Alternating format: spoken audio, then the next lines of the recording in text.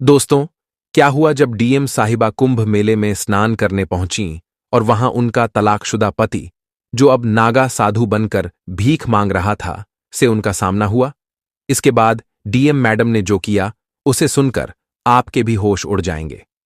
ये घटना है उत्तर प्रदेश के प्रयागराज शहर की, जहां एक निम्न मध्यम वर्गीय परिवार में एक बेटी का जन्म हुआ था। परिवार में पहले भी कई लड़कियां जन्मी थीं, और जब फिर से एक लड़की का जन्म हुआ तो परिवार के लोग मायूस हो गए। सभी को बेटा चाहिए था, लेकिन बेटी के जन्म पर कोई खुश नहीं था। बच्ची का नाम कविता रखा गया। कविता के पिता का नाम दीनदयाल और मां का नाम सवित्री था। कविता बचपन से ही पढ़ाई में बहुत होशियार थी। वह प्रयागराज के ही एक सरकारी स्कूल में पढ़ाई करती थी और हमेशा अपनी कक्षा में सबसे ज्यादा अंक लाकर पास होती थी। उसके स्कूल के शिक्षक अक्सर उसके माता पिता से कहा करते थे कि उनकी बेटी बहुत होशियार है और इसका भविष्य उज्ज्वल है। वे उन्हें सलाह देते थे कि कविता को आगे पढ़ाएं ताकि वह एक अच्छी नौकरी कर सके। लेकिन उसके पिता हमेशा कहा करते थे, यह तो एक लड़की है, इसे क्या आगे पढ़ाना, यह पढ़ लिख कर क्या करेगी, इसे तो ससुराल जाकर चूल्हा चौका ही संभालना पड़ेगा, इसलिए इसे पढ़ाने की कोई जरूरत नहीं है। पर उसकी मां सवित्री अपने पति से लड़ाई झगड़ा करके कविता को हमेशा पढ़ाती आई थी। धीरे धीरे समय बीत रहा था और अब कविता 10वीं कक्षा में पढ़ाई कर रही थी। उसकी उम्र लगभग 16 साल थी। तभी समाज के कुछ लोग कविता के लिए रिश्ता लेकर उसके माता पिता और दादा दादी के पास आए। यह सुनकर कविता बहुत दुखी हो गई, क्योंकि उसकी उम्र अभी सिर्फ 16 साल थी। लेकिन उसके पिता दीनदयाल बहुत खुश थे, क्योंकि लड़के वाले एक अमीर खानदान से थे। वे चाहते थे कि जल्दी से कविता की शादी करके इस जिम्मेदारी से मुक्त हो जाएं। कविता के दादा दादी भी इस रिश्ते के लिए तैयार हो गए, लेकिन उसकी मां सवित्री अब भी उदास थीं। सबने बिना कविता की रजामंदी पूछे और उसकी पसंद नापसंद जाने बिना ही इस रिश्ते के लिए हां कर दी। लड़के की उम्र करीब 19 साल थी, जबकि कविता की सिर्फ 16 साल। जब कविता को पता चला कि उसकी शादी के लिए रिश्ता तय कर दिया गया है और कुछ दिनों में उसकी शादी होने वाली है, तो वह बहुत दुखी हो गई। उसने अपनी मां से कहा, मां, मुझे आगे पढ़ाई करनी है। मुझे अभी 11वीं और 12वीं की परीक्षा भी देनी है। मैं आगे पढ़ना चाहती हूं। मुझे शादी नहीं करनी है। लेकिन उसकी मां सवित्री भी क्या कर सकती थी? वह भी अपने सास ससुर और पति के आगे मजबूर थी। एक दिन उन्होंने अपने पति दीनदयाल से कहा, अभी कविता शादी नहीं करना चाहती है, उसे पढ़ाई करने दीजिए, इसकी शादी हम बाद में करवा देंगे। ये सुनकर दीनदयाल बहुत गुस्से में आ गए। उन्होंने सवित्री को खूब मारा और प्रताड़ित किया, कहते हुए, तू ही इस लड़की को बिगाड़ रही है। बड़ी होकर यह किसी लड़के के साथ भागकर शादी कर लेगी और मेरा नाम समाज में डूबा देगी। इससे अच्छा है कि मैं अभी इसकी शादी करके इस समस्या से छुटकारा पा लूं। यह सब सुनकर कविता बहुत दुखी हो गई। अपनी मां को मार खाते हुए देखकर वह भी पिघल गई और शादी के लिए हां कर दी। इसके बाद उसकी 10वीं की परीक्षा हुई, जिसमें वह अच्छे नंबरों से पास हुई। लेकिन अब उसकी शादी की तारीख पास आ गई और उसे यह बाल विवाह करना पड़ा जो वह नहीं चाहती थी। शादी के अगले दिन कविता ने अपने पति से बात करने की कोशिश की, लेकिन उसका पति न तो उसकी ओर देखता था और न ही उसके करीब आता था। शादी के बाद भी दोनों के बीच दूरियां बनी रहीं। कविता अपने सास ससुर और घर के अन्य लोगों की सेवा करती थी। वह सुबह जल्दी उठकर खाना बनाती, घर की सफाई करती और धीरे धीरे उसके सास ससुर भी उसे प्रताड़ित करने लगे। आए दिन वे उसे ताने मारते और ढेर सारा काम करवाते। अब उसका पति भी धीरे धीरे प्रताड़ना में शामिल हो गया। वह रोज रात को शराब पीकर आता और कविता को परेशान करता और बिना किसी बात के शोषित करता और परेशान करता था। कविता धीरे धीरे बहुत ज्यादा परेशान हो रही थी। एक दिन वह अपने माता पिता के घर जाती है, जहां वह अपनी मां और अपने पिता को अपने साथ हो रहे अत्याचार के बारे में बताती है। लेकिन उसके पिता उसका साथ नहीं देते और कहते हैं, जैसा तेरे सास ससुर कहें तू वैसा ही कर, अपने पति से ज्यादा झगड़ा मत किया कर। ऐसा कहकर वे कविता को ससुराल वापस भेज देते हैं। अब न तो उसके पिता उसकी सहायता करते हैं और न ही कोई उसका पक्ष लेता है। ससुराल उसका पूरी तरह से नरक बन चुका था। एक दिन कविता की मुलाकात उसकी सहेली सरोज से होती है। सरोज कहती है, तेरा 10वीं का रिजल्ट आ गया है और तूने पूरे बोर्ड में सबसे ज्यादा नंबर लाकर टॉप किया है। यह सुनकर कविता खुश तो होती है, लेकिन मायूस भी हो जाती है और अपनी सहेली के सामने फूट फूट कर रोने लगती है। सरोज पूछती है, क्या हुआ? तूने पूरे जिले और प्रदेश में टॉप किया है, फिर तू रो क्यों रही है? तू, कविता अपनी आप बीती बताती है और कहती है, मुझे तो आगे पढ़ाई करनी है और एक बड़ा अधिकारी बनना है, लेकिन मेरे ससुराल वाले मुझे बहुत प्रताड़ित करते हैं, मुझसे खूब काम करवाते हैं और मेरा पति मुझे रोज रात को मारता है, खूब मेरी पिटाई करता है। ये सुनकर सरोज भी रोने लग जाती है और कहती है, तू कब तक इस नरक में रहेगी? एक ना एक दिन तुझे इससे बाहर आना ही पड़ेगा, वरना तू इसी तरह जीते जी मर जाएगी। एक दिन तुझे हार्ट अटैक आ जाएगा। इससे अच्छा है कि तू अपनी पढ़ाई जारी रख और 11वीं की परीक्षा दे, और आगे तू 12वीं भी कर और आगे जाकर एक बड़ी अफसर बन। अगर तू ऐसे ही इस नरक में रहेगी तो अपनी पूरी जिंदगी कैसे बिताएगी? सरोज कविता का काफी उत्साह बढ़ाती है और कहती है, तू आगे पढ़ाई कर, तेरे बहुत बड़े सपने थे। आखिर क्या हुआ तेरे उन सपनों का? इसके बाद कविता गहरी सोच में पड़ जाती है। थोड़ा समय आगे बढ़ता है, लेकिन सरोज की बातें कविता के दिमाग में गहराई से बैठ जाती हैं। इसके बाद कविता के दिमाग में कई तरह के विचार आते हैं और एक दिन वह अपने ससुराल को छोड़कर भागने का ठान लेती है। एक रात वह अपने कुछ गहने जो उसके माता पिता ने उसे दिए थे लेकर ससुराल छोड़ देती है और बस पकड़कर दिल्ली चली जाती है। वहां उसकी एक सहेली रहती थी। वह दिल्ली में ही रहकर अपनी आगे की पढ़ाई पूरी करने लगती है। कविता दिल्ली के एक सरकारी स्कूल में दाखिला लेती है, जहां वह अपनी 11वीं की परीक्षा देती है और 12वीं में भी दाखिला मिल जाता है। वह छात्रवृत्ति के आधार पर अपना दाखिला लेती है और अपनी दोस्त के घर पर ही रहती थी। उसके पास कुछ पैसे और गहने भी थे, जिससे उसका गुजारा चलता था। धीरे धीरे समय आगे बढ़ता है। उसके माता पिता और ससुराल वाले कविता को ढूंढ ढूंढ कर हार मान चुके थे। उधर कविता अपनी आगे की पढ़ाई जारी रखती है। समय के साथ वह 12वीं कक्षा में भी अच्छे नंबरों से पास हो जाती है। इसके बाद उसके अच्छे परिणाम के आधार पर उसे एक अच्छे कॉलेज में एडमिशन मिल जाता और वह बीए की परीक्षा में भी काफी अच्छे नंबर लाकर पास होती है और अपना नाम रोशन करती है। अब उसका लक्ष्य आगे एक बड़े अफसर बनने का था। एक दिन उसके कॉलेज में दिल्ली की कलेक्टर मैडम आती हैं। कलेक्टर मैडम अपने भाषण में अपने जीवन के संघर्षों को सभी बच्चों के साथ साझा करती हैं। कविता कलेक्टर मैडम की कहानी सुनकर बहुत प्रभावित होती है और वहीं से कलेक्टर बनने की प्रेरणा पाती है। कविता उसी दिन ठान लेती है कि वह भी एक दिन कलेक्टर बनेगी, लेकिन उसे यह समझ नहीं आ रहा था कि आखिर कलेक्टर बनने के लिए क्या करना पड़ता है। उसे इस बारे में जानकारी नहीं थी। इसके बाद वह कलेक्टर मैडम का पीछा करती है। सौभाग्य से कलेक्टर मैडम की नजर कविता पर पड़ जाती है।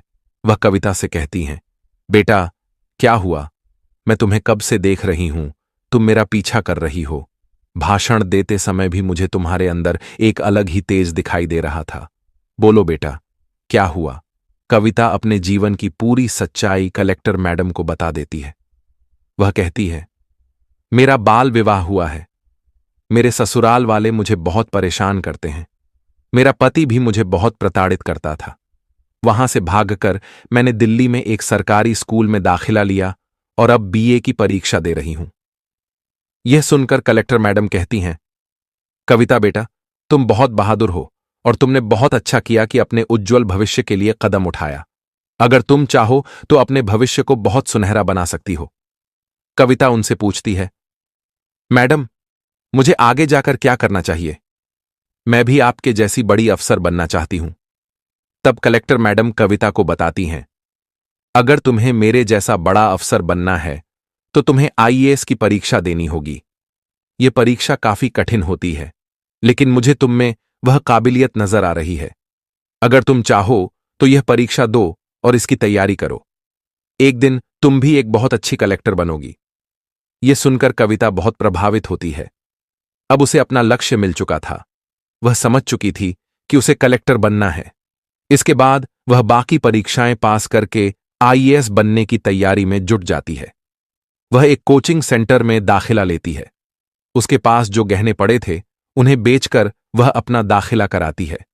कविता अपनी आगे की पढ़ाई जारी रखती है। इसके बाद उसकी मुलाकात एक गांव के लड़के से होती है जो आईएएस की तैयारी कर रहा होता है। उसका नाम रवि था। कविता और रवि के बीच धीरे धीरे दोस्ती हो जाती है। रवि भी पढ़ाई में बहुत तेज था और उसकी जिंदगी की कहानी भी काफी गंभीर थी। वह भी एक गरीब परिवार से था और अपने पूरे घर-बार को छोड़कर कलेक्टर बनने के लिए दिल्ली आया था। धीरे धीरे दोनों के बीच नजदीकियां बढ़ने लगती हैं। दोनों एक दूसरे का उत्साह बढ़ाते हैं और एक दूसरे को पढ़ाई में आगे बढ़ाने में मदद करते हैं। वे साथ में आईएएस की परीक्षा की तैयारी कर रहे होते हैं। एक के बाद एक वे आईएएस की परीक्षाएं देते जाते हैं और पहली परीक्षा में दोनों अच्छे नंबर लाकर पास हो जाते हैं। उनके अंदर काफी उत्साह था और दोनों मन लगाकर साथ में पढ़ाई कर रहे थे। लेकिन जहां एक लड़का और एक लड़की होते हैं वहां पर रिश्ता दोस्ती तक सीमित नहीं रहता। ये रिश्ता एक समय पर आकर आगे बढ़ ही जाता है। दोनों के बीच नजदीकियां और बढ़ती हैं और एक दिन रवि कविता को प्रपोज कर देता है। वह कहता है, कविता, मैं तुमसे बहुत प्यार करता हूं। कविता भी मन ही मन रवि से प्यार करती थी, लेकिन वह चाहकर भी उसे हां नहीं बोल पा रही थी क्योंकि उसका लक्ष्य अभी कुछ और था और उसका पति अभी भी जिंदा था। कविता कहती है, मैं शादीशुदा हूं। भले ही मैं अपने पति के साथ कभी भी नजदीक नहीं हुई हूं, लेकिन मैं तुमसे कुछ भी झूठ नहीं बोलना चाहती। मैं तुम्हें सारी सच्चाई बताना चाहती हूं। मुझे तुम बहुत पसंद हो, लेकिन मेरा बाल विवाह हुआ है और मैं अपने पति को छोड़कर यहां आई हूं। रवि कहता है, मुझे तुम्हारे पास्ट से कोई लेना देना नहीं है। मुझे तुम बहुत पसंद हो और मैं तुम्हारे साथ पूरी जिंदगी बिताना चाहता हूं। हम दोनों साथ में मिलकर कलेक्टर की आगे की परीक्षा देंगे और साथ में कलेक्टर बनेंगे। इसके बाद कविता भी रवि को हां कर देती है और दोनों एक दूसरे के और ज्यादा नजदीक आ जाते हैं। लेकिन कहते हैं ना कि जहां नजदीकियां बढ़ जाती हैं वहां लक्ष्य छूट जाते हैं, और हुआ भी यही। धीरे धीरे रवि का पढ़ाई से मन हट रहा था, जबकि कविता का ध्यान अपने लक्ष्य पर केंद्रित था। वह अपनी परीक्षा की तैयारी पूरी जोरों शोरों से कर रही थी, लेकिन रवि के मन में सिर्फ कविता के ही ख्याल थे। अब अगली परीक्षा आ चुकी थी। कविता ने अपना पेपर खूब अच्छे से दिया और रवि ने भी अपना पेपर दिया, लेकिन परिणाम उम्मीद के बिल्कुल उलट निकले। कविता अपनी परीक्षा में अच्छे नंबरों से पास हुई, जबकि रवि फेल हो जाता। यह देखकर रवि काफी ज्यादा दुखी हुआ। कविता ने भी रवि से कहा, हम कुछ समय के लिए अब दूर रहेंगे, क्योंकि अगर हम दोनों ऐसे ही साथ रहेंगे तो इसका असर हमारी पढ़ाई पर पड़ेगा और अब आखिरी पड़ाव आ चुका है। कविता ने रवि की बात सुनी और खुशी के मारे उसकी आंखों में आंसू आ गए। उसने कहा, तुम सच में मुझे ऐसा सुनाए हो? क्या मैंने सच में कलेक्टर बनने के लिए टॉप किया है? रवि हंसते हुए कहता है, हां, तुमने पूरे जिले में टॉप किया है और अब तुम्हें कलेक्टर बनने का अवसर मिलेगा। मुझे खुशी है कि तुमने यह साबित कर दिया कि किसी भी मुश्किल को पार कर बड़े लक्ष्य को हासिल किया जा सकता है। कविता की आंखों में आंसू थे, लेकिन वह अपने आंसुओं को छिपा नहीं पाई। उसने कहा, यह सब तुमसे मिले समर्थन, प्रेरणा और मेहनत के कारण हो सका। बिना तुम्हारी मदद के मैं यह रास्ता नहीं तय कर सकती थी। रवि और कविता दोनों एक दूसरे को देखकर मुस्कुराए। कविता के लिए यह सफलता सिर्फ एक व्यक्तिगत उपलब्धि नहीं थी, बल्कि यह हर उस कठिनाई, संघर्ष और दर्द का प्रतीक थी जिसे उसने अपने जीवन में सहा था। कविता का जीवन अब एक नई शुरुआत की ओर बढ़ रहा था और रवि भी उसकी सफलता को देखकर गर्व महसूस कर रहा था। अब दोनों जानते थे कि सफलता सिर्फ शिक्षा और कठिन मेहनत से नहीं, बल्कि अपने सपनों के लिए लगातार लड़ने और हार न मानने से मिलती है। अगले कुछ दिनों में कविता का इंटरव्यू हुआ, जिसमें उसने शानदार प्रदर्शन किया और अपनी पूरी तैयारी को साबित किया। परिणाम आया और कविता ने कलेक्टर बनने का सपना पूरा किया। रवि ने उसकी कड़ी मेहनत को देखा और कहा, तुमने सिर्फ अपने लिए नहीं, बल्कि उन सभी महिलाओं के लिए भी एक मिसाल पेश की है जो समाज में दबावों और चुनौतियों का सामना करती है।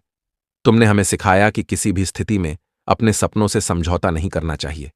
कविता ने कहा, यह मेरी केवल व्यक्तिगत सफलता नहीं है, यह उन सभी लोगों की सफलता है जिन्होंने मेरे सपने में विश्वास किया और मुझे हर कदम पर समर्थन दिया। अब कविता कलेक्टर बन चुकी थी, लेकिन उसका सफर यहीं खत्म नहीं हुआ था। उसने और रवि ने कसम खाई थी कि वे दोनों एक दूसरे का साथ नहीं छोड़ेंगे और अपनी मंजिल तक एक साथ आगे बढ़ेंगे। कविता ने रवि को गले लगाकर बहुत रोते हुए पूछा, तुम्हारे रिजल्ट का क्या हुआ? रवि ने मुस्कुराते हुए कहा, मैं तो तीसरे अटेम्प्ट में भी फेल हो गया था और चौथे अटेम्प्ट में भी फेल हो चुका हूं। यह सुनकर कविता का दिल भर आया। उसने मायूस होकर कहा, मुझे माफ कर दो। लेकिन रवि ने हौसला देते हुए कहा, कोई बात नहीं, तुम तो कलेक्टर बन गई हो ना, मैं उसमें ही खुश हूं। दोनों ने एक दूसरे को फिर से गले लगाया। इसके बाद कविता ने रवि से कहा, मैं डीएम के पद पर नियुक्त होने से पहले तुमसे शादी करना चाहती हूं, लेकिन उससे पहले मुझे कानूनी तौर पर अपने पति से तलाक लेना पड़ेगा। कविता ने अपने पति को तलाक का नोटिस भी जारी किया, लेकिन उधर से कोई जवाब नहीं आया। धीरे धीरे समय बीतता गया और रवि और कविता दोनों साथ रहने लगे। वे अब भी शादी नहीं कर पा रहे थे, क्योंकि कविता का अपने पहले पति से तलाक नहीं हो रहा था। इतने में कविता की पहली पोस्टिंग उत्तर प्रदेश के लखनऊ शहर में हो गई, जहां उसे अपना कार्यभार संभालना था। सबसे पहले कविता अपनी मां से मिलने घर गई। उसने घर जाकर अपनी मां को ढूंढा, जो किचन से बाहर आईं। अपनी बेटी को सामने देखकर मां खुशी से झूम उठीं। उन्होंने कविता को गले लगाया और कहा, बेटी, तू कहां गई थी इतने साल? हम सब बहुत परेशान थे। कविता ने अपनी मां को बताया, मां, मैं दिल्ली में थी। वहां मैंने खूब मेहनत की और आज मैं कलेक्टर बन गई हूं। यह सुनकर उसकी मां की आंखों में आंसू आ गए और उन्होंने अपने पति को बुलाया। कविता के पिता अपनी बेटी को देखकर खूब रोने लगे और कहते हैं, बेटा, मुझे माफ कर दे। इस समाज में बेटियों के साथ इतना गलत होता है, जिसके चलते मैंने तेरी नाबालिग अवस्था में ही शादी करवा दी थी। तेरे ससुराल वालों ने तुझे बहुत प्रताड़ित किया था, फिर भी मैंने तेरी एक नहीं सुनी थी। आज मुझे इसका खूब एहसास हो रहा है। कविता के पिता रो रो कर उससे माफी मांगने लगे। कविता ने अपने दोनों माता पिता को गले लगाते हुए कहा, अब सब ठीक है, आप मेरे साथ चलिए। हम अब एक अच्छे घर में साथ रहेंगे। इसके साथ ही कविता के माता पिता भी उसके साथ रहने लग गए। धीरे धीरे समय बीतता गया। एक दिन प्रयागराज में महाकुंभ मेले का आयोजन हो रहा था।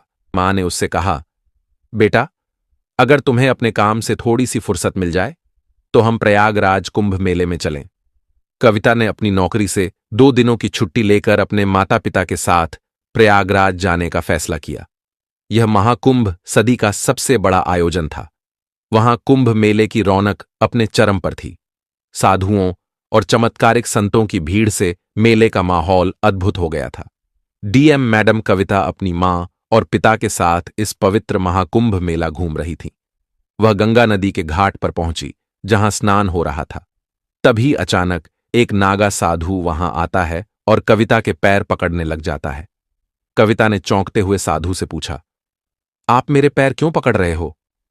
साधु महात्मा ने अपने मुंह से राख हटाई और यह देखकर कविता स्तब्ध रह गई। वह साधु कोई और नहीं बल्कि उसका पहला पति था। कविता ने कहा, आप साधु के रूप में कैसे? साधु यानी कविता के पति ने कहा, जब तक तुम मेरे साथ थीं, मैंने तुम्हारी कदर नहीं की। मैं तुम्हें रोज पीटता था, लेकिन जब तुम मुझे छोड़कर चली गईं तो मुझे तुम्हारी बहुत कमी महसूस हुई। मेरे माता पिता को भी तुम्हारे बिना बहुत बुरा लग रहा था। धीरे धीरे मैं बहुत दुखी हो गया। मैंने तुम्हें खूब ढूंढने की कोशिश की, लेकिन तुम नहीं मिली। मैंने एक अच्छी औरत को खो दिया था और बहुत ज्यादा दुखी हो गया था। कुछ सालों तक मैं इधर उधर पागलों की तरह घूमता रहा।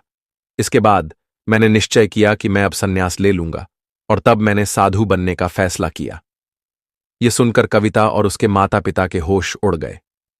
वह साधु रोते हुए बोला, मैंने तुम्हें खूब मारा था, खूब प्रताड़ित किया था।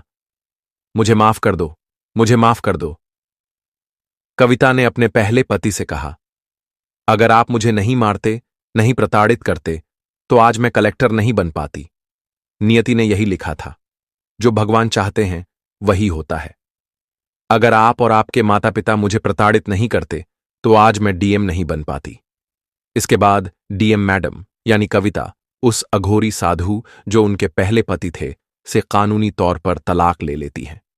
तलाक के बाद कविता और रवि की शादी होती है।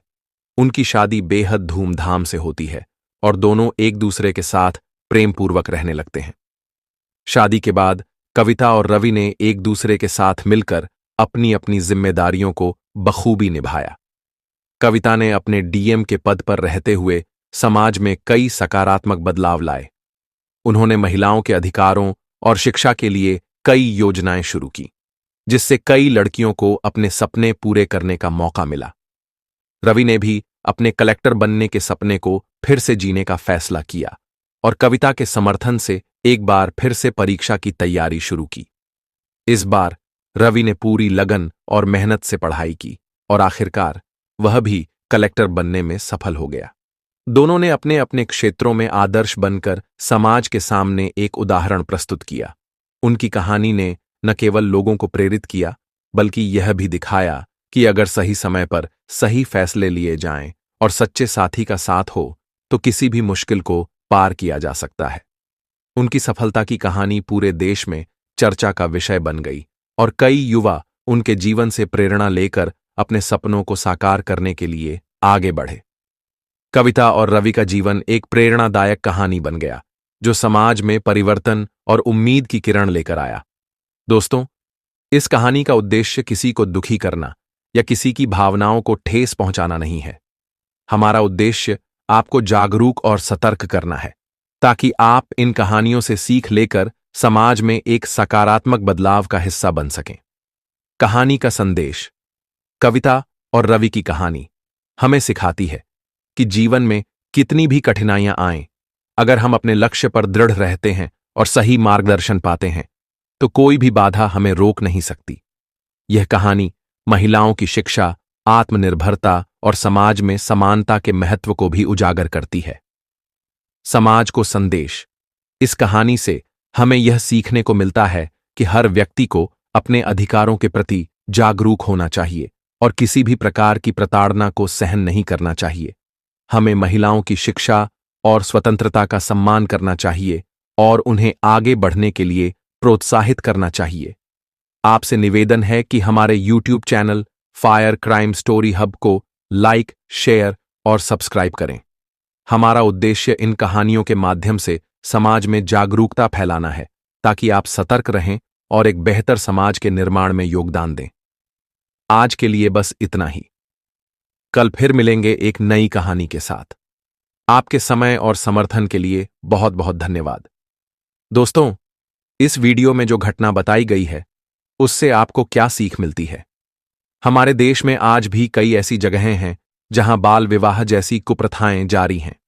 कई लड़कियों के माता पिता उनकी बचपन में ही शादी तय कर देते हैं, जिससे उनके सपने अधूरे रह जाते हैं। आपकी इस पर क्या राय है? कृपया अपने विचार कमेंट में जरूर साझा करें और वीडियो को लाइक करना न भूलें। धन्यवाद।